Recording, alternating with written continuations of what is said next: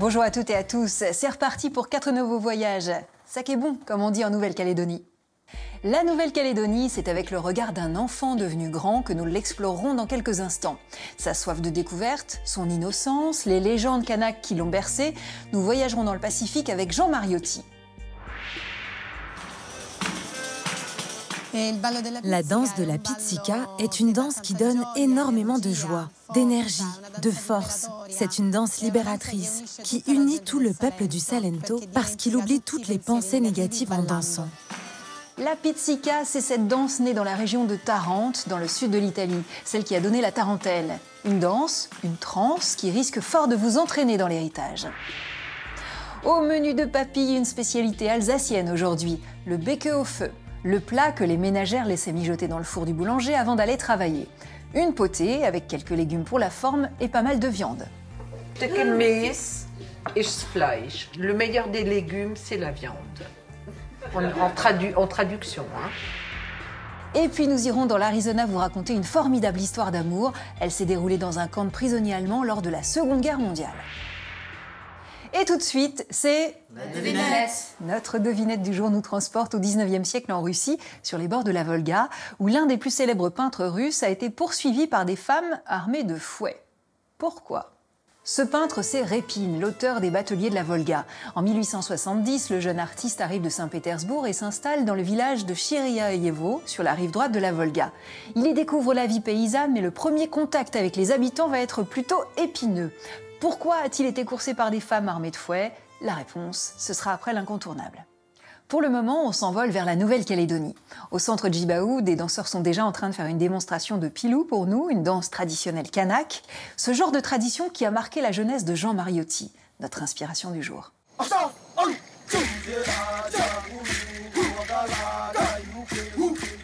J'ai vécu au milieu des Kanaks et j'ai entendu les contes et les légendes des Kanaks, tout en même temps que j'entendais les contes de Pérou.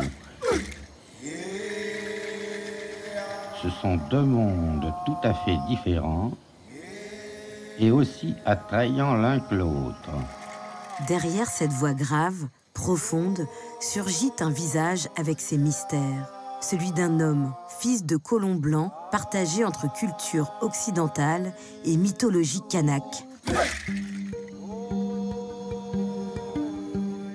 Jean Mariotti est la première grande figure de la littérature calédonienne. Son paradoxe est d'avoir écrit quasi intégralement à Paris. Volontairement exilé à l'âge de 23 ans, il verse dans ses ouvrages le vécu de son enfance.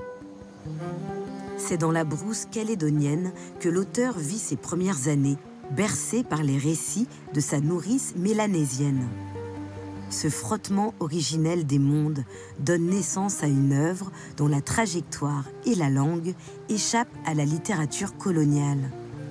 À travers son chef-d'œuvre « À bord de l'incertaine », publié en 1942, Jean Mariotti ose aborder les dépossessions des Kanaks, les déplacements des tribus, la suffisance des fonctionnaires métropolitains et la naissance d'une conscience calédonienne. Autant de sujets tabous qui, presque 100 ans plus tard, le sont toujours.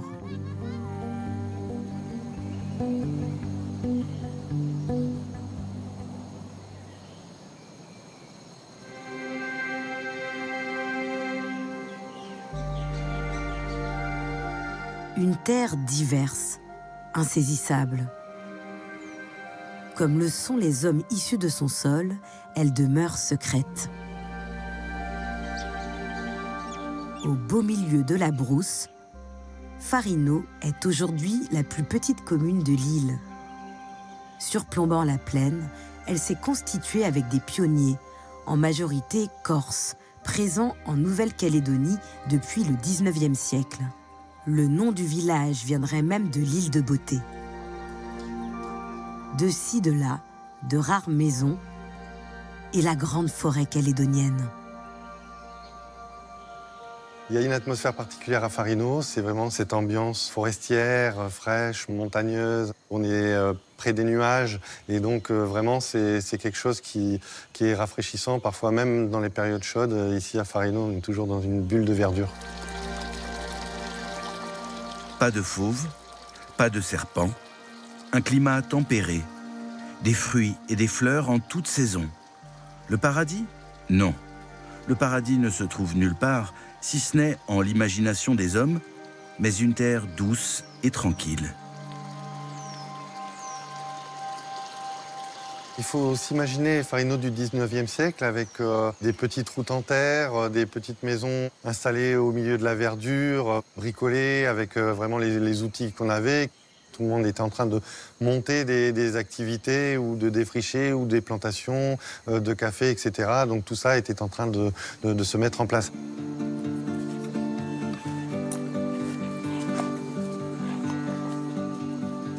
Les Mariotti sont parmi les premiers occupants des lieux et en deviennent des acteurs importants. Le père Mariotti est un ancien condamné aux travaux forcés. Il installe son exploitation familiale dans la commune de Farino. Jean, le 7e enfant d'une famille de 12, parcourt à cheval les sentiers de la propriété, en toute liberté, à la manière d'un petit cow-boy. Quand on est petit dans cet environnement-là, on pense à en maîtriser tous les aspects, à le découvrir, etc. Donc quand c'est la ferme, monter à cheval, aller chasser, et puis peut-être aller voir derrière la colline, explorer un peu les alentours. Je voulais être bouvier, dresser des bœufs sauvages, dresser des chevaux. Toute cette enfance passée dans l'exploitation familiale, tout ça va transparaître dans son œuvre. Que ce soit les chevaux, l'exploitation et également l'aspect plus sauvage, la forêt, la rivière, tout ça, il va arriver à le rendre palpable dans ses écrits. Parmi les Kanaks travaillant sur les exploitations de colons, une mélanésienne, au nom de Fruit, s'occupe des enfants Mariotti. Elle s'appelle Wachuma ou Mandarine. Son affection est telle pour le petit Jean qu'elle veut en faire son fils. Wachuma avait déjà vu quelques hommes blancs, mais jamais d'enfants. De pikinini blancs. Quand elle me vit dans les bras de ma mère, elle fut étonnée et vint examiner ce bébé pâle. Elle proposa à ma mère de l'échanger contre le sien, à peu près du même âge. C'était peut-être la première fois qu'elle voyait un bébé blanc, et donc une réaction certainement de curiosité et l'envie de voir comment grandissait un bébé blanc. C'était pour elle quelque chose de très normal dans la culture kanak de réaliser des adoptions comme ça avec les clans voisins, de pouvoir échanger entre guillemets les enfants, ce qui était moins le cas du côté colon. Elle insista, jusqu'à ce que ma mère, pour se tirer d'embarras sans la blesser, lui dit que les dieux blancs interdisaient de tels échanges. Cette rencontre, elle va être fondatrice pour l'œuvre de Jean Mariotti et de toute sa vie, puisque bénéficiant de cette double culture, il a, chez Wachuma, eu accès à tout un imaginaire des contes et légendes kanak, de la culture, de la façon d'approcher la nature, de la façon de la lire, de la décrire. Et donc c'est quelque chose que très peu de personnes avaient accès à l'époque. En tout cas, lui, il l'a gardé comme un bagage qui l'a suivi toute sa vie après ces années-là.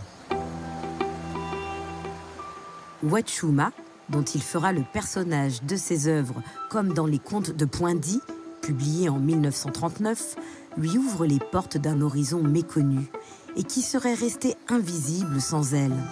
Son imaginaire se construit ainsi avec deux mers, deux cultures, l'une kanak, l'autre occidentale.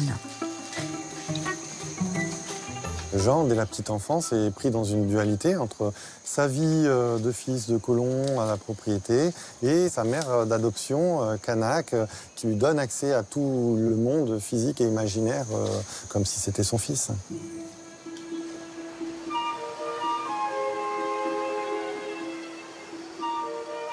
À environ 6 km de Farino, le parc des Grandes Fougères est un royaume naturel exceptionnel. Une forêt dense, humide, plus de 4500 hectares d'arbres immenses, de fougères géantes, avec des espèces étonnantes comme le kagou, l'oiseau symbole du pays.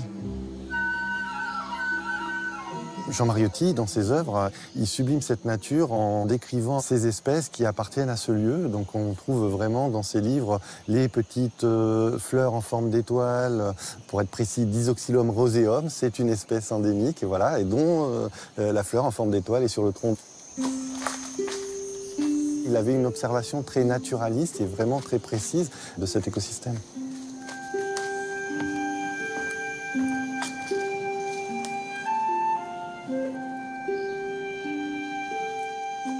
Dans cette forêt enchanteresse, les balades prennent des allures de contes de fées.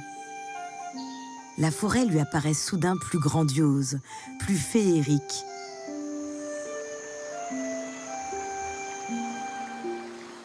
Grâce à Wachuma, le garçon intériorise puis poétise plus tard dans ses écrits cette histoire naturelle où tous les animaux, toutes les plantes vivent d'une vie intense et profonde.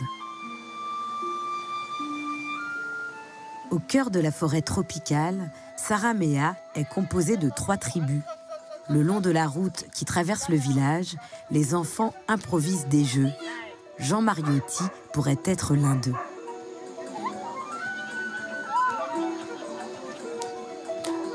Oui, je suis un sauvage pour communier aussi pleinement avec ces Noirs. Jamais je n'ai pu entendre leurs voix graves et lentes sans sentir au fond de moi-même quelque chose tressaillir. Dans À bord de l'Incertaine, son plus grand succès inspiré de son enfance, l'écrivain met en scène une foule de personnages et se révolte en particulier contre une institutrice pleine de certitudes. Jean Mariotti a été très marqué durant son éducation dans l'école par des scènes comme la maîtresse qui lui imposait de voir que les saisons ici étaient l'été, l'automne, l'hiver, etc. Des choses qui pouvaient être contredites simplement en regardant par la fenêtre. Or lui, concrètement, ici, dans l'hémisphère sud, on vit la saison froide en juin, juillet, août. Et donc ça a généré une révolte, ou en tout cas un regard très critique sur tout ce qui lui était imposé. À sa manière, Jean Mariotti fait de ce monde niais un objet digne d'écriture.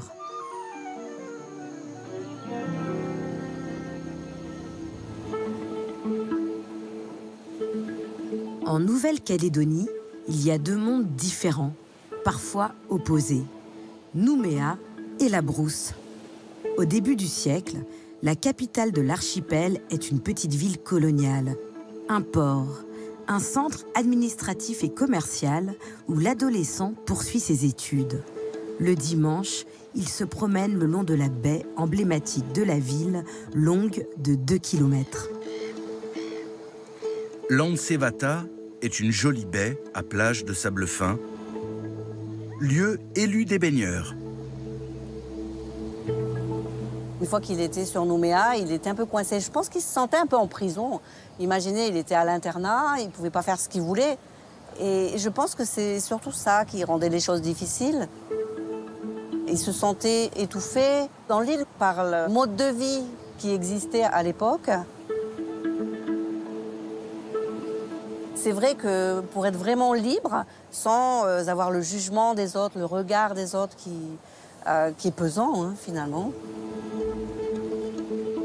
Toujours le même inconvénient de ces lieux semi-habités. On ne peut cracher dans l'eau sans que cela ne soit su à 10 km à la ronde. Il n'était pas satisfait de sa vie et de la vie qu'on avait programmée pour lui.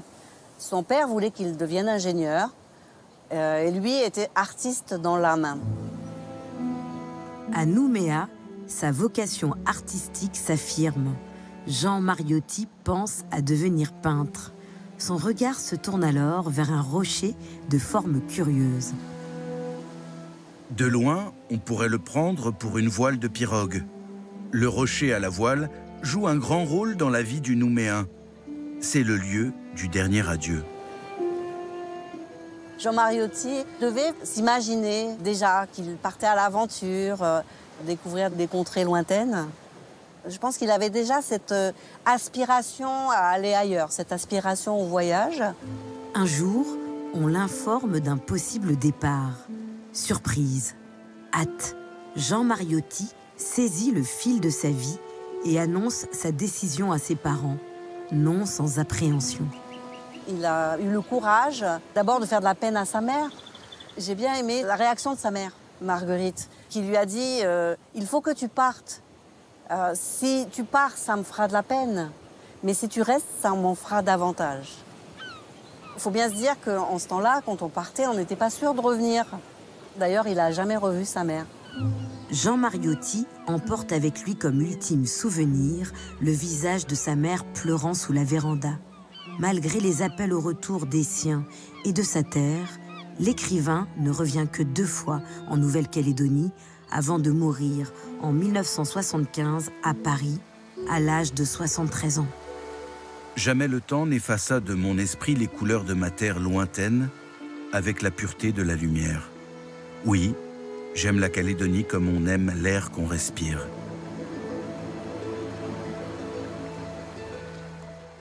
Il n'aurait fait qu'une seule bouchée du requin des dents de la mer, le mégalodon. C'est le clin d'œil de Thomas Chauvineau. Il vous a peut-être fait frémir en eau trouble. Peut-être plus frémir encore avec sa suite, en eau très trouble. On attend avec impatience le 3e volet qui devrait en toute logique s'appeler En eau très trouble. Ces films mettent en scène le très expressif Jason Statham, poursuivi par un immense requin préhistorique, le mégalodon. Un monstre marin qui s'enfilait des baleines au petit-déj, qui a vraiment existé, et qui, selon une rumeur qui revient avec la régularité de la marée, existerait toujours. À la fin des années 1990, une dent est retrouvée sur une plage de Nouvelle-Calédonie. Elle mesure 15 cm de long. C'est l'une des plus grandes dents jamais découvertes. La taille d'une main humaine. C'est pour mieux te croquer, mon enfant. On peut estimer, compte tenu de la taille de cette dent, que la mâchoire à laquelle elle appartenait aurait une ouverture de 2 mètres, de quoi croquer d'un seul coup Jason Statham. Aïe! Pour de nombreux spécialistes auto-désignés du mégalodon, cette dent est celle de la bête. Son nom scientifique ne ment pas sur l'animal. Otodus mégalodon signifie grande dent. Grande dent, grande taille, le mégalodon pouvait atteindre 20 mètres de long pour une 50aine de tonnes. Et pour la communauté scientifique, il ne fait aucun doute que l'espèce a disparu il y a environ 3 millions d'années. Possiblement à cause de la raréfaction de sa nourriture. Régulièrement, pourtant, le mégalodon remonte à la surface des eaux profondes d'Internet. L'histoire du Rachel Cohen, un bateau dans la coque duquel des dents grandes d'une dizaine de centimètres auraient été retrouvées, cette légende existe depuis les années 1950. On l'aurait aperçu aussi au large des côtes australiennes. Plus récemment, un requin blanc, suivi par les scientifiques, a disparu subitement. On n'a retrouvé que sa balise, et si c'était un mégalodon qui l'avait englouti. Les grands fonds marins ont été à ce jour assez peu explorés. Il est donc facile d'y voir ce qu'on veut. On pourra nager encore longtemps en eau très trouble. J'ai déjà un élément du dress code de notre nouvelle escale, un foulard rouge, symbole de passion. Pour les pas, en revanche, je préfère laisser faire les pros. En Italie du Sud, on va découvrir maintenant les infinis pouvoirs de la pizzica dans l'héritage.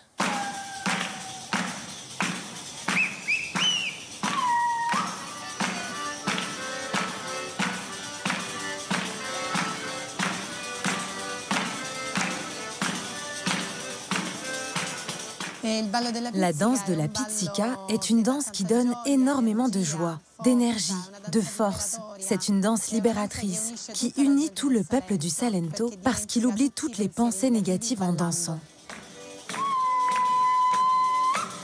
Le Salento, c'est le sud des Pouilles. La pointe du talon de la botte italienne. Sur cette terre rustique et âpre, écrasée de soleil, se mêlent paganisme, dévotion chrétienne et rituels magiques. Une terre de rudesse et de douleur, où la pizzica se révèle être bien plus qu'une danse festive. Un exorcisme pour les hommes et par-dessus tout pour les femmes.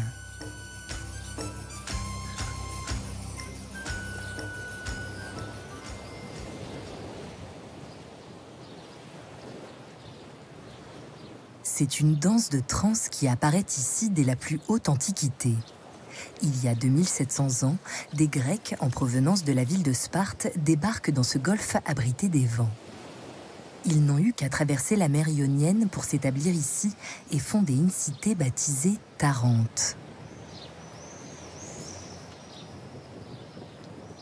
Tarente est devenue la plus peuplée, la plus puissante, la plus riche cité de la Grande Grèce. Une véritable capitale de la Grande Grèce.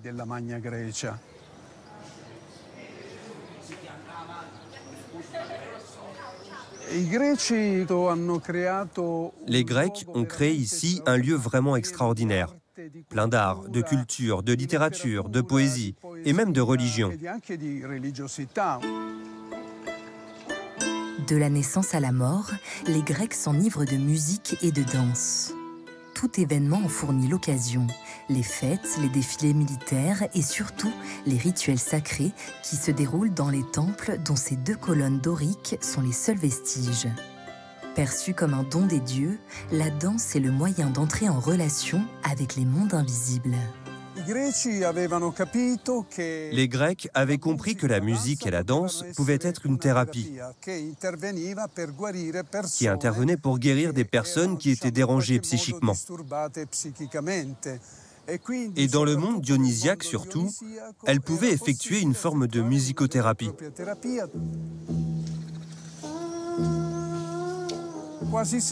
Les Ménades, les compagnes de Dionysos, dansaient la tête renversée. Et ces mouvements précis indiquaient qu'elles entraient en état modifié de conscience, en transe.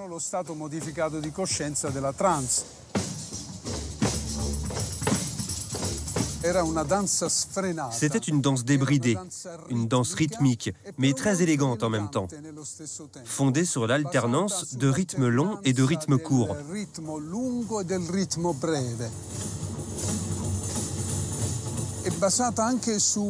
Fondée aussi sur des mouvements aériens, pour unir le monde de la Terre avec le ciel. Et cela permettait effectivement de guérir. Les Grecs et les Romains passent et puis s'en vont, mais la danse demeure. Depuis Tarente, elle irrigue toute l'Italie méridionale au fil des siècles et jusqu'à l'époque contemporaine et prend le nom de tarentelle.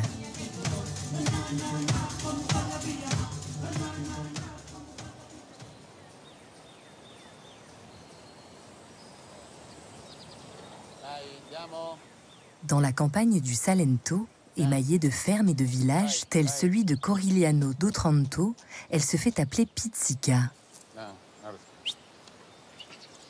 Cette danse se révèle plus vitale que jamais pour les paysans qui s'échinent à faire sortir de leurs terres des oliviers et du blé. C'est une terre qui a demandé beaucoup de travail et de sueur à ces paysans, parce qu'elle est pleine de pierres. Il fallait d'abord retirer les pierres du sol pour la rendre fertile, cultivable. Donc on menait une vie très dure ici, très difficile, et dans des conditions souvent misérables. Parmi les plus misérables, ceux qui sont cantonnés aux tâches les plus ingrates s'exposent dans ces champs à un véritable fléau. Souvent, lors du ramassage du blé, après la moisson, c'étaient les femmes qui venaient ramasser les épis qui restaient. Il arrivait qu'elles se fassent mordre par des araignées.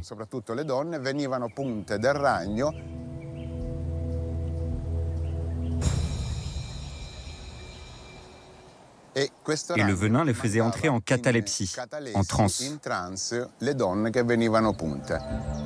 Ces femmes victimes des tarentules sont persuadées d'être possédées par l'esprit de l'animal. Comme au temps des Grecs, seule la musique et la danse détiennent le pouvoir d'exorciser le mal. La pizzica, qui signifie piquer, s'intègre à un rituel démentiel et spectaculaire, le tarentisme.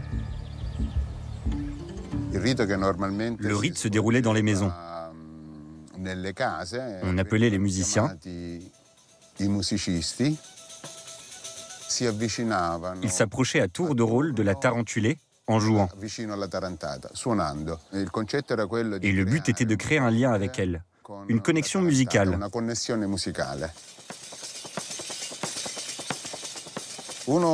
L'un des instruments importants de cette musicothérapie est le tambourin, qui représente un peu toutes les phases du rite. Les cymbalettes, là, ne sonnent pas selon un rythme cadencé. Elles ne jouent pas de notes précises. Ça représente le chaos, précisément ce qu'est en train de vivre la tarentulée.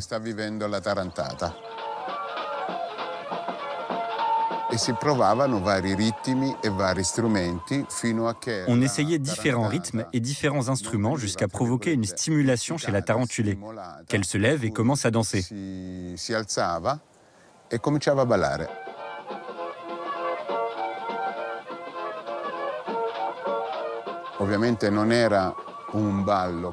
Bien sûr, ce n'était pas une danse classique. C'était des mouvements inhabituels. Les femmes se roulaient par terre, se contorsionnaient, passaient à travers les chaises, faisaient des gestes étranges. C'était une danse libre.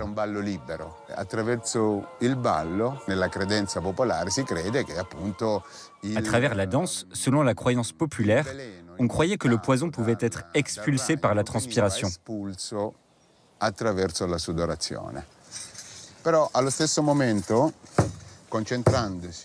Mais en même temps, le son sur la peau du tambourin, ça rappelle un peu le rythme cardiaque.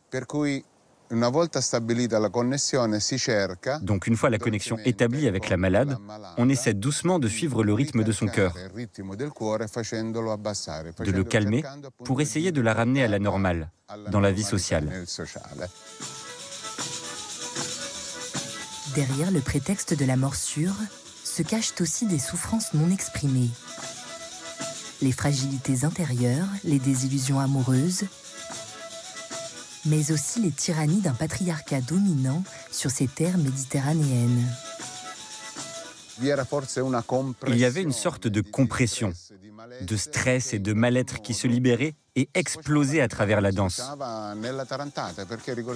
Parce qu'il faut souligner que la tarentulée est une femme libre, qui peut faire ce qu'elle veut, contrairement au reste du temps où elle est sous l'emprise de l'homme. À partir du XIVe et plus encore du XVIIe siècle, l'Église romaine catholique s'emploie à débarrasser cette terre de toutes les croyances qui l'ont précédée, qu'elles soient païennes, léguées par les Grecs anciens ou orthodoxes, implantées par les Byzantins.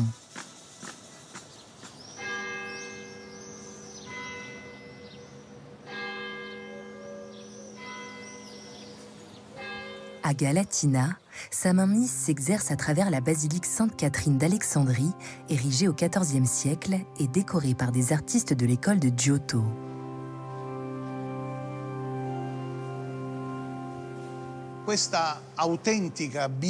Cette véritable Bible architecturale et iconologique, que représente la basilique Sainte-Catherine, nous montre sa fonction. Elle doit constituer un phare catholique en terre grecque et permettre de convertir les fidèles de la spiritualité orientale à la religion de Rome.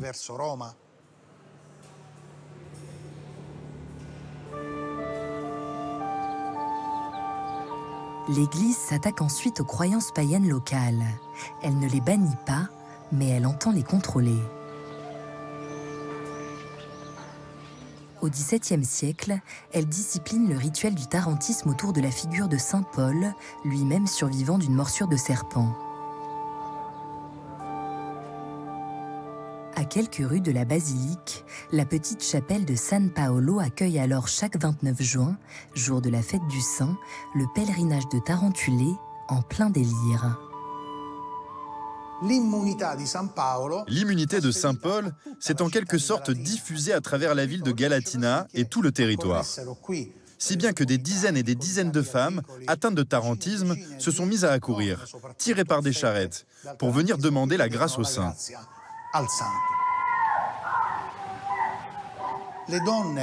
Des femmes, et même quelques hommes, entraient ici au summum de leur crise et de leurs besoins de guérison. Et ils donnaient littéralement l'assaut à l'autel. Nous pouvons voir ici la pierre complètement usée, en grande partie abîmée parce que pendant des décennies, des femmes se sont agrippées à l'autel. Elles ont frappé de leurs mains le tableau représentant Saint Paul pour lui demander la guérison, lui demander d'être sauvée. Ce n'est que dans les années d'après-guerre que disparaît peu à peu la folie du tarentisme, quand la région des Pouilles se vide de ses habitants et avec eux de sa culture ancestrale. L'histoire a fait brutalement irruption dans ce monde. Les gens ont commencé à émigrer vers le nord de l'Europe. Et la société paysanne s'est lentement effondrée. Et la croyance dans les capacités venimeuses de l'araignée et le pouvoir du saint a disparu.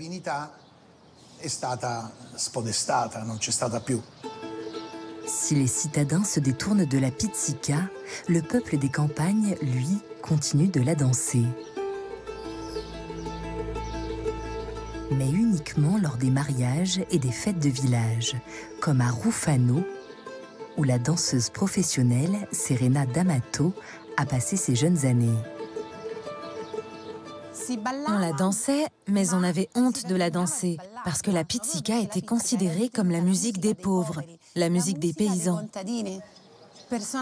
Personnellement, quand j'ai commencé à danser, à l'âge de 16 ans, les filles de mon âge se moquaient de moi.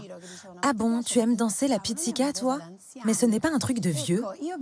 J'ai vécu ce passage, la transmission de la pizzica des anciens aux jeunes. Aujourd'hui, la pizzica enfièvre tout le Salento lors de concerts estivaux. Les locaux, comme les gens de passage, se déchaînent au rythme du tambourin et de l'accordéon. Pas seulement pour se divertir, mais aussi pour les vertus salvatrices de cette danse héritière de la musicothérapie antique. Son pouvoir d'exorciser les venins est toujours intact, même si cette fois, ce sont ceux de nos existences contemporaines.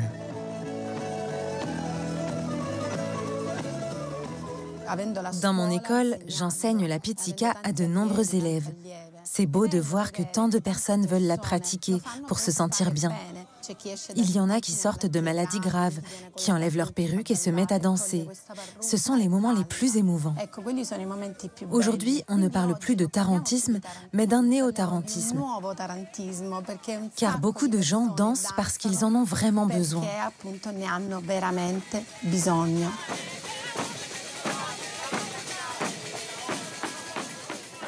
Et puis, comme on le dit chez nous ici, dans le Salento, dans les Pouilles, celui qui danse la pizzica ne meurt jamais.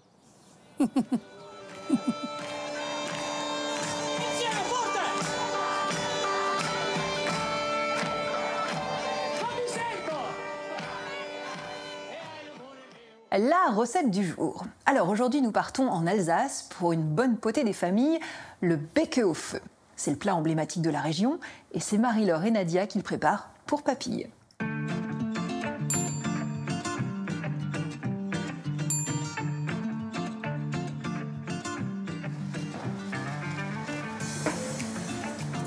Ce qu'il faut pour le bake-off, 3 sortes de viande, des pommes de terre, des poireaux, carottes, oignons, bouquet garni,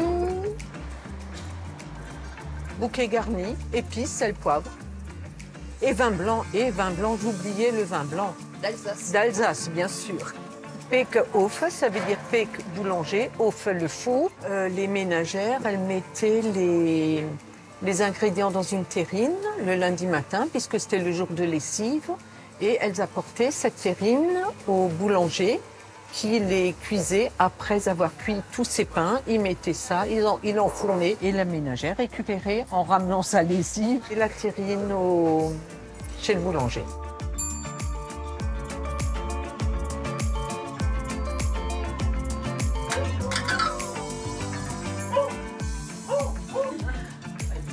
Les 3 viandes, viande de bœuf, du paleron de bœuf, viande d'agneau, de l'épaule d'agneau et viande de porc, échine de porc.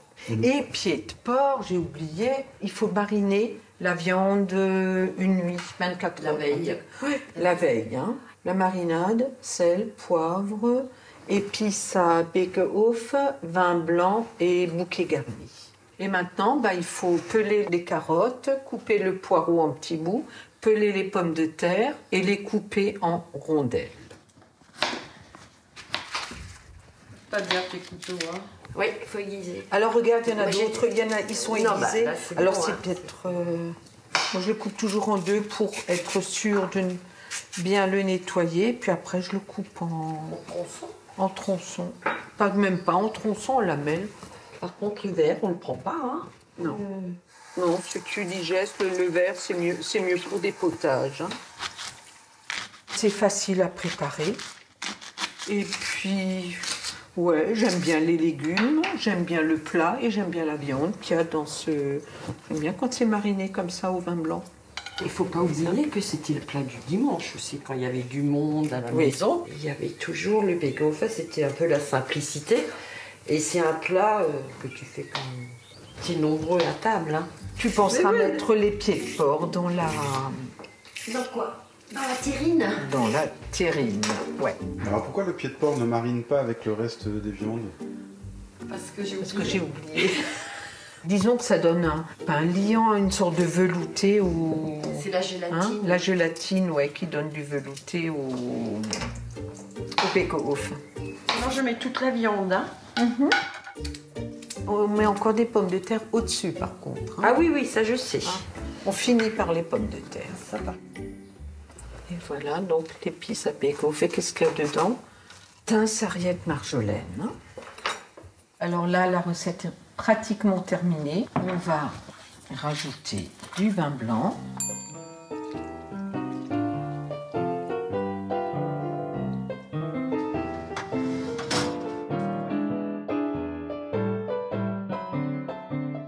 Coucou Chloé, nous n'attendions que toi. Salut. Allez, Chine. Alors, merci pour cette invitation bien sympathique. Ouais. non. Alors. Ouais. C'est déjà mieux. Ah ouais.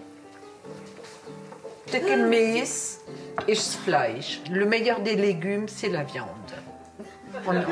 En traduction, hein. C'est de la viande, oui, mais on boit du vin blanc avec en Alsace. Hein. Que ce soit avec la choucroute, que ce soit avec le bake-off, que ce soit choucroute, on boit aussi de la bière. Les filles, à table avec votre verre. Alors, Nadia a mis des options sur les pieds de porc. Hein. Ce que je donne, c'est une petite gorgée. Une petite gorgée. Bon appétit, les filles. Merci, Marie-Laure. Marie-Laure, c'est très bon. Tant qu'on le sentait, là, enfin, c'est vraiment parfait. Hein. Ah, les patates sont super bien. C'est sympa les repas entre filles comme ça, sans les hommes? Manque quand même, il nous manque. Sans eux, le repas n'a pas le même goût. Les vacances ne sont pas les mêmes. Paul gauche, c'est déjà adulte quand même. S'il y a des célibataires parmi vous, on dit souvent qu'il ne faut pas chercher l'amour, il nous tombe dessus. Eh bien, dans l'histoire que je vais vous raconter en Arizona, les deux protagonistes étaient loin de s'imaginer qu'ils tomberaient amoureux, vu l'endroit. C'est l'incontournable.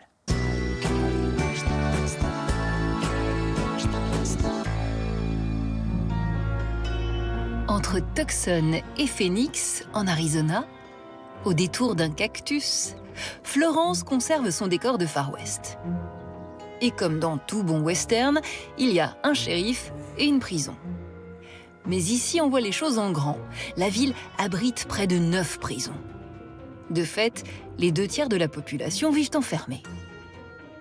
Derrière ces barreaux est née une histoire d'amour prohibée entre deux êtres qui n'auraient jamais dû se rencontrer.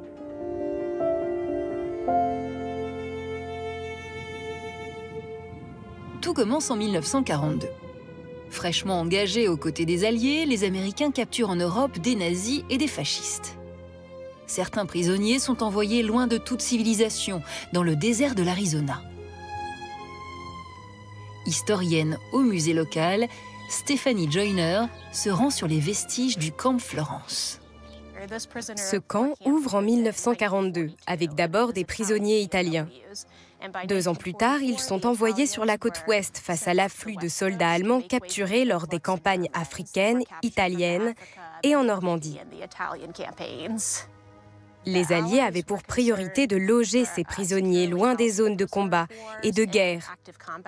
C'est pour ça qu'ils ont été emmenés ici. Ce sont des grands espaces qui étaient faciles à sécuriser. De plus, nous avions également une pénurie de main-d'œuvre aux États-Unis, car tous les hommes étaient partis au front. Le président Roosevelt trouvait que c'était une excellente idée de les faire venir ici, afin de combler le déficit de travailleurs. Par exemple, les prisonniers du camp Florence ont travaillé dans les champs de coton et ont pu soutenir notre agriculture. Au pic de son occupation, il y avait 13 000 prisonniers ici. À leur arrivée, les soldats allemands cohabitent avec un personnel pénitentiaire plutôt inattendu. Ce sont des infirmières noires qui ont été envoyées pour s'occuper des prisonniers allemands. C'est une décision prise car il y avait en fait un trop grand rapprochement entre les infirmières blanches et les Allemands. L'administration s'est alors dit que remplacer des femmes blanches par des noires pouvait résoudre le problème. Il faut dire qu'à cette époque, il y avait de la ségrégation dans l'armée, comme dans le reste des États-Unis. Nous étions sous les lois Jim Crow.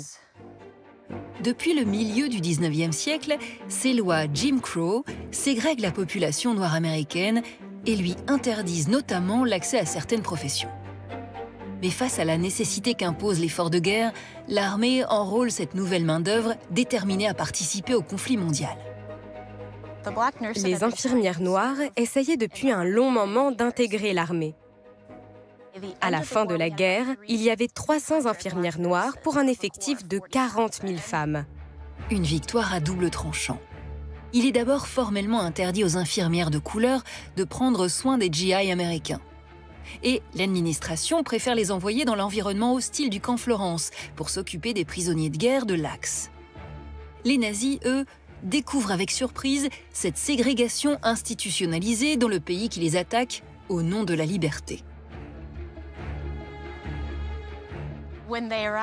Ça les a surpris de voir que nous étions une société fondée sur la ségrégation, avec des restaurants, des écoles séparées, entre les Blancs et les Noirs. Nous étions un pays vraiment raciste à cette époque. En 1944, une jeune femme, originaire du Massachusetts, commence sa mission à Florence. Eleanor Powell était une infirmière noire au camp Florence. Elle avait suivi sa formation à Fort Huachuca, à 1 heure d'ici. Lors de sa pause déjeuner, dans le mess, son regard croise celui d'un Allemand qui travaille en cuisine. Frédéric Albert était un prisonnier de guerre, ici au camp. Frédéric Albert est capturé en Italie. Bien qu'il soit d'origine germanique, ce pilote de la Luftwaffe ne partage pas les idées du Troisième Reich. Entre l'infirmière noire et le soldat allemand, c'est le coup de foudre. Mais leur romance doit absolument rester secrète. À l'époque, cette relation ne pouvait pas exister aussi bien selon un point de vue raciste aux États-Unis que dans une perspective nationale socialiste. Mais ils sont passés au-dessus de tout ça. Libéré en 1946, comme les 370 000 soldats allemands, Frédéric Albert est renvoyé en Europe. En 1947, il revient aux États-Unis pour se marier avec Eleanor à Manhattan, les lois Crow interdisant les mariages interraciaux dans une grande partie du pays. Le couple s'installe ensuite en Allemagne, plus tolérante, et ne revient sur le sol américain que dans les années 60, à la faveur de l'avancée des luttes pour les droits civiques. Ils ont cherché où ils pourraient être acceptés. Frédéric et Eleanor élisent finalement domicile dans le Connecticut, où le couple vécut heureux et eut 2 enfants.